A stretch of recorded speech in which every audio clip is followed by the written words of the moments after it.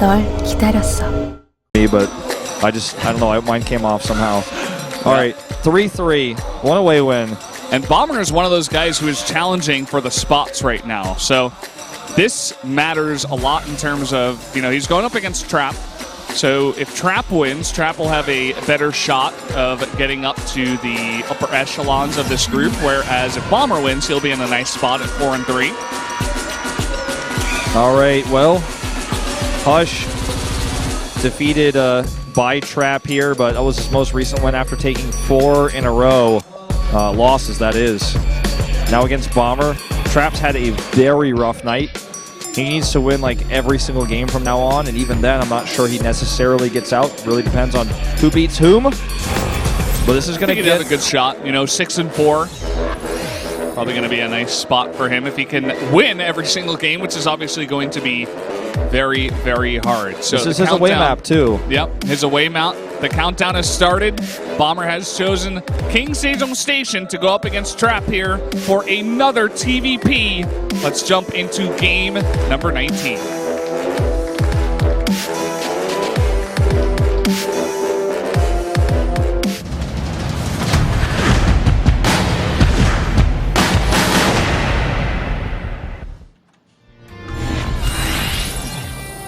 Here we are on King Sejong Station. The third time we've been on this map, and up in the top left in the red, the Terran player, it is Bomber from the Afrika Freaks. And his opponent at the bottom right, in blue, it is Trap. A player I initially really predicted to be a big contender in this group. Definitely not having an easy night tonight. All right, let's see how this one plays out. We've seen, I believe, 1 TVP on this map tonight. At least 1. Yeah. 2 TVPs on this map tonight, and this will be the 3rd. Most of our TVPs have been on Dust Towers. And Bomber took the win against Hush on this map. Hush went for the 4-gate build, where a 4-gate robo, where he tried to drop into the main and just ferry into the main with Stalkers. Didn't really work out. He got some damage done, but Bomber had an expansion.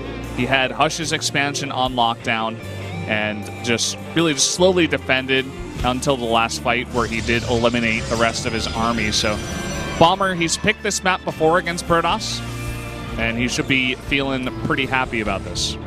This is just not that common anymore, or, until like this group, by the way, these really early probe scouts. It's been like a big staple in consistency today. And like, this is not normal. And because he went for a fast reactor, he needs to pull SCVs down. And he actually might lose this SCV. He needs to repair it. Oh my god, I think he might lose it.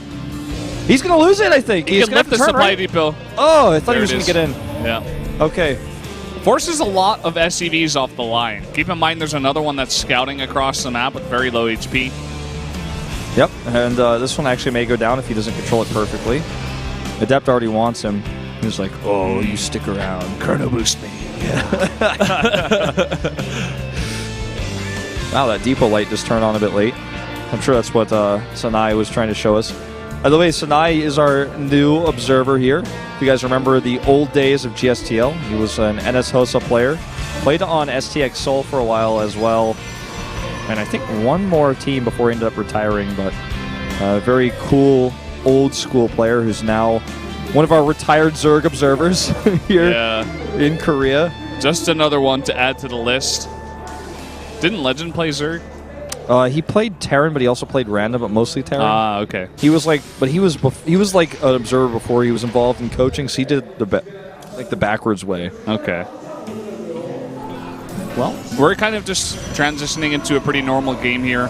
The Protoss build is a lot of what we've seen in the past couple of months, just like the standard Twilight into Robo. Sometimes you get the Robo first, extra observers. It looks like this will be the Chrono Boost on the Adept attack speed and extra gates added with the Warp Prism follow-up. By the way, guess what? There's something that's been bothering me for a long time. I haven't been able to tell anyone about it. Like, I've literally never told anyone, and now I'm going to confess this to everyone on the internet and to you as well. Okay, right next to I'm me. ready. The Resonating Glaives upgrade on the production tab and the tooltip on the actual Twilight Council, the icon is different, the graphic is different. Yeah. And that bothers me, and I don't like it. And that needs to be fixed. Someone to get out there, tell Blizzard. I don't like it. I'm like, David Kim, look at it, fix it. That's actually, when you clicked it on your screen, I thought it was on my screen as well, but I'm sure everyone saw that earlier. I'm sure there's a bunch of guys out there who are going to give me an amen. They're like, yeah, I have had enough. I thought I was the only one. Listen, it took Blizzard an entire expansion to give us Blue Flame Hellions to have actual blue flames, but they did that, okay? That they did. Look at this nice little drop coming in here. Cancel late Mothership Core. Cancel it. Nice. And there are 6 gates coming up here for Trap. This is an all-in with the depth attack speed, the resonating glaives, with this warp prism, and I don't think that Bomber has really sniffed this one out. No. He's making a turret. He's like, I might need this later for some oracles that He's come sending in. a Liberator across the map as well. That will do damage, but I don't know if he'll survive the attack if he does this. He's like, wait, you don't have anything here. What's going on? He's about to find out. It's in his main base. 4 Adepts, 2 more gateways morphing right now, so we'll have 2 more. There's one of those 2. And look at this. Marines with no stim, no combat shields. A siege tank on the way, very late. And he may just simply be dead. Willmine does connect here, but it's not a great shot. And with this attack speed, he can trade really well against the Marines. I would like him to back off more and kill SCVs and get another warp in. And in fact, the warp prism is going to be pushed out by a Viking. So this is really just going to try to snipe as many SCVs as possible. I think he could have controlled this a lot better. Yeah, for sure. Look at this. He's being denied mining back at home. Yeah, he didn't lose any probes somehow, but he's not mining at all, so he might as well have lost every probe that was at that base. That's a dirty spot for a Liberator. You need So a pylon right up against that wall. He's like, Trap's about to start a Stargate. It's like, oh my god. Okay, he will get it. Oh, no, he does not. No. 2 more shots required. Look at this tank on the way. It looks like Bomber wants to play that TY style, go for the back rocks, and just siege up behind there. Well, this is a nice win if he grabs this. The Warp Prism's still alive. Survives. Okay, Warp Prism picking up 4 Adepts. Could go for a flank. That would be interesting. I actually kind of like that idea. Looks like that's what he wants to do here. Always could threaten a drop too later if Bomber doesn't stick around. Yeah, let him commit up the ramp and then come in from behind with shades on top of that tank too. Here he comes. He's coming in. There he goes. He can actually just bulldog on top of the tank as well. I think that's what we're going to see. Okay, forces the pickup. Stalkers are at the ready. The tank does escape, and that actually, all things considered, went pretty well for Bomber. I thought he might have gotten Shrek there, but he does escape with that tank. This tank looks back while he runs. Never look back. Widowmine is going to be burrowing over here. Going to try to deny the third base. That will come up. Actually changing his mind. He is redoing that. But the bunker's coming up here. There's a tank, a Liberator, another tank. I don't think Trap can commit to this. This attack is ill-fated. And he needs a Scout Bomber's 3rd CC that's making. If he doesn't get that, it's like... He's going over there. There he goes. Immediate cancel. Doesn't even make Trap drop his stuff. Cancels that shade. There's another Viking here. It might be the same Viking from before. It is, actually. It's repaired. And, I mean, he could try to Elevator here, but this is just too risky. This is too messy. And Trap's in big trouble because even though he did cancel... Okay, I was going to say, he did cancel that 3rd CC. I didn't actually look on the mini-map, but he did kill the Widowmine that was at his 3rd because there was one hanging out there.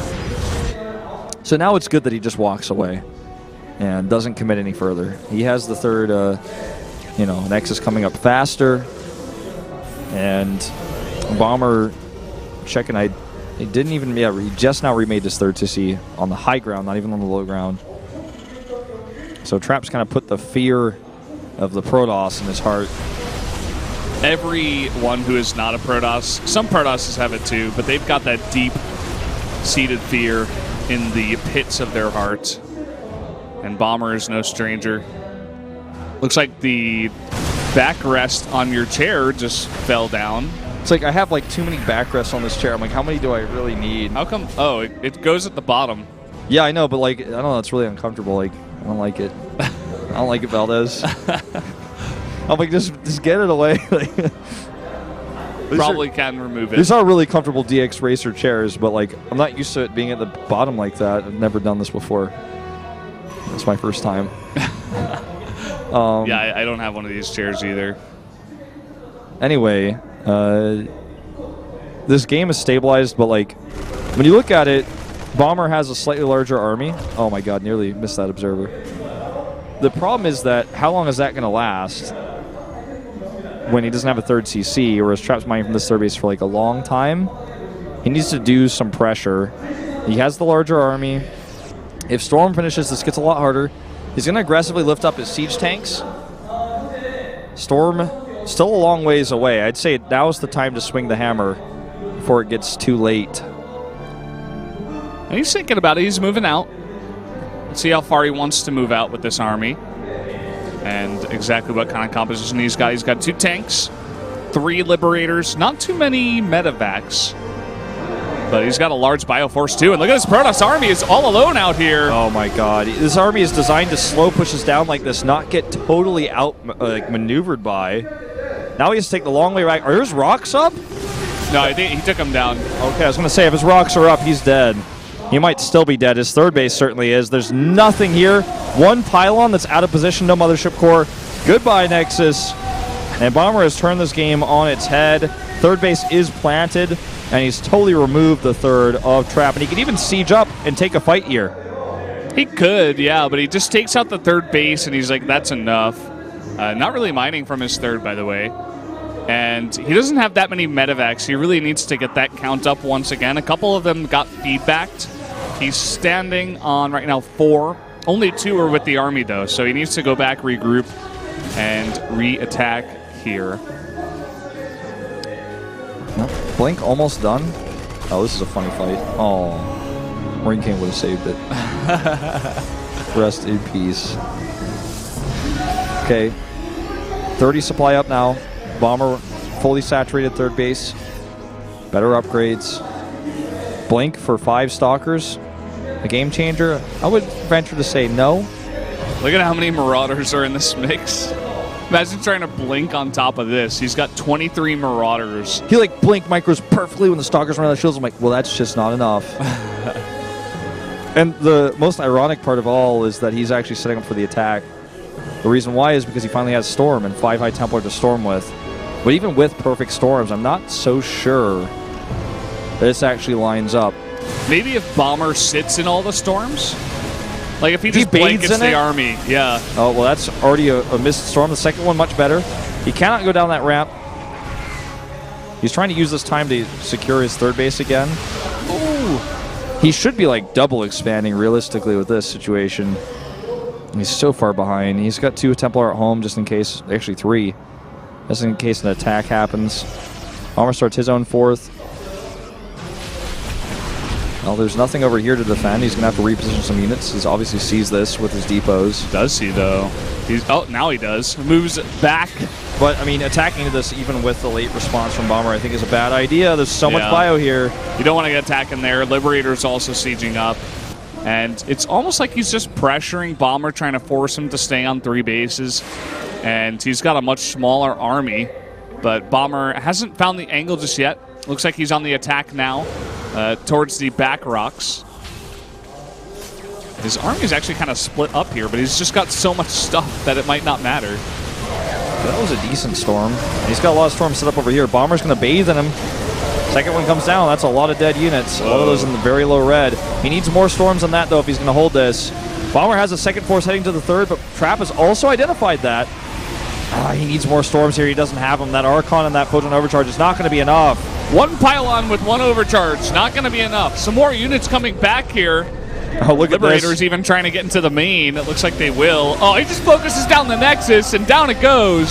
Stalkers blink into the main to deal with those Liberators. They finally get to use that upgrade they had. It was their very first blink all game. He does kill those. They're gone. Bomber's like, gotcha. He's like, how many times I had to kill your Nexi? He's like, rebuild It's like it. Bravo of old. The Nexi sniper.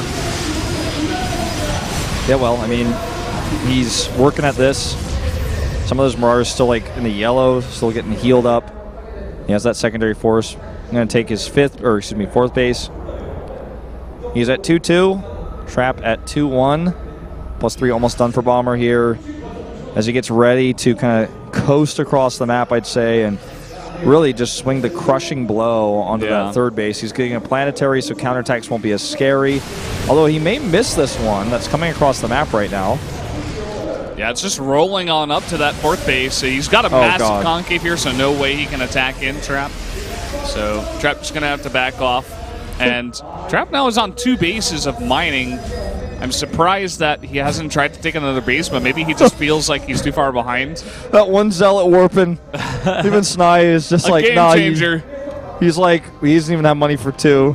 Doesn't even have money for 2. There he goes. He's going to make 2 brothers.